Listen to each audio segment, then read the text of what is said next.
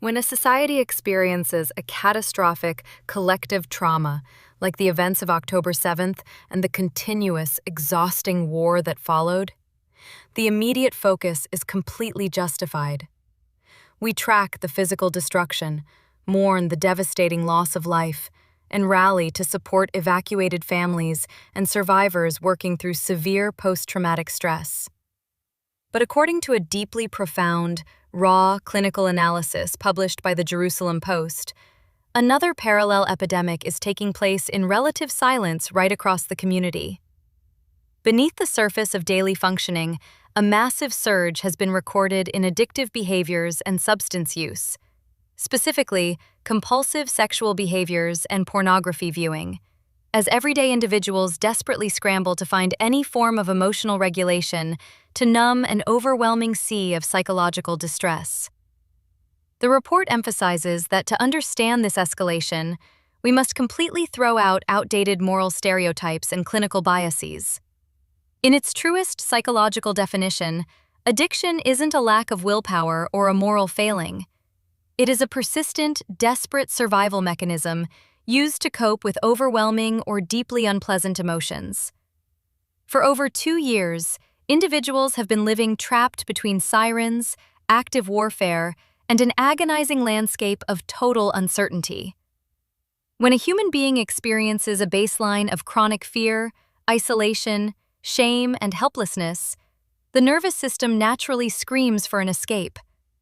Turning to a substance or engaging in intensive, compulsive sexual behaviors provides a near-instantaneous neurochemical release, granting a temporary window of calming, intense dissociation, or a false sense of control in a world that feels completely unmanageable. The true tragedy of this trauma-induced cycle is that the relief is entirely an illusion. While a behavioral compulsion can successfully act as a temporary circuit breaker for emotional pain, over time it aggressively reinforces the brain's internal dysregulation.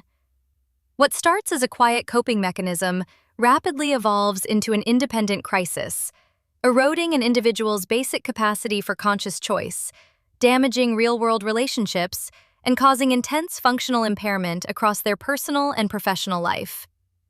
This compounding distress leaves the person feeling even more isolated, driving them right back into the very cycle they are using to escape. Ultimately, breaking this silent cycle requires a massive cultural shift away from judgment and toward deep, trauma-informed empathy. Clinicians emphasize that we must stop treating these behaviors as isolated bad habits to be shamed or hidden away in secret. True healing demands that we address the root cause, the heavy, unexpressed terror and grief that has settled deep inside the collective consciousness. By building safe permission structures where individuals can openly talk about their coping mechanisms without facing professional or social penalties, we can dismantle the secondary burden of shame. We can guide our communities past temporary destructive escapes and build a sustainable path toward true emotional stability, authentic connection, and long-term psychological recovery. This vital analysis was originally featured by the Jerusalem Post, and you can explore the complete clinical perspective through the official links in our show notes.